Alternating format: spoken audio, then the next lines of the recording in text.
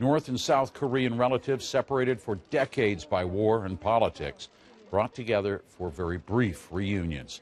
Han Park, the author of North Korea Demystified, has just returned from North Korea, where he helped persuade Pyongyang to allow these reunions. We asked him to describe what the negotiations were like. Family reunion, they want to tie it to U.S.-South Korea joint military exercise. As they've done every year. It's done. And also they have, this time, it's very insistent that the two cannot mix.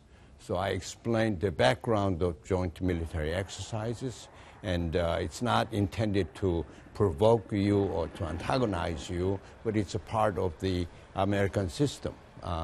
And then they agreed, basically. So eventually, they tried at first the meeting, the high-level meetings. They tried, but it didn't work. So they came out and accepted all the terms of conditions from South Korea. In the past, they've reneged. Why won't they this time?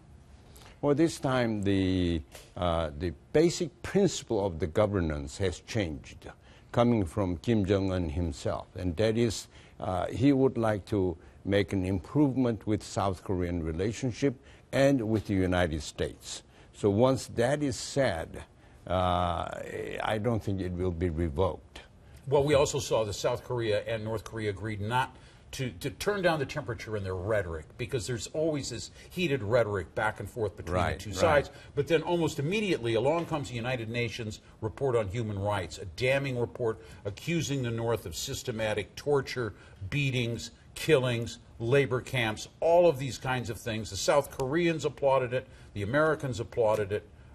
What was the reaction in North Korea? I think North Koreans would like to see actually the reality be exposed to international investigation, if possible.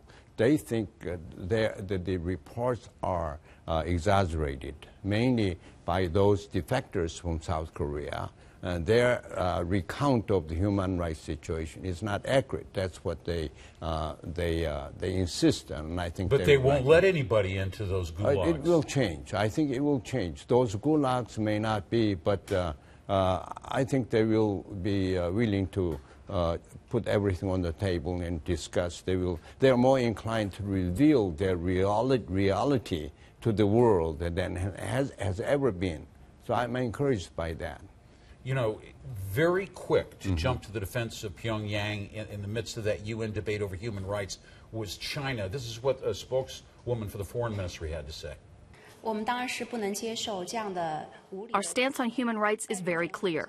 We advocate that disputes over human rights should be properly resolved through constructive dialogue on the basis of equality and mutual respect.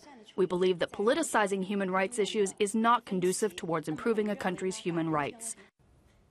China always comes out. China always defends. Yeah, I think China has a big stake in North Korea. China never wants North Korea to go down. Would like to keep North Korea as a communist ally, which is so important. And the line that she said is exactly what North Korea would have made the statement about. Well, when we listen to that, we also reflect on the fact that the two they're the biggest trading partners, about $6.5 billion a year. For North Korea, this is Big Brother, but they're getting some pressure, aren't they, the North Koreans, from Beijing? Yeah, the pressure, though, is a rather subtle one. When it comes to, say, just between the two, they're much more congenial.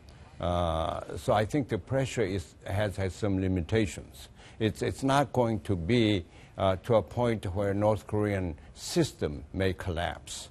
So the pressure will be there. I think eventually North Korea will listen to American pressures and Japanese and Chinese concerns. Professor Han Park, I want to thank you very much for usual. being with us on The Brief. Thank you. Now, Professor Park also shared several key points from the visit. As you heard there, he sees real change, he says, in North Korea. He knows Kim Jong-un has consolidated his rule. He's accepted as the successor to his grandfather. The nuclear issue, though, may be tougher to resolve, he says, because Pyongyang believes that having nuclear arms capability is going to cut its staggering defense costs.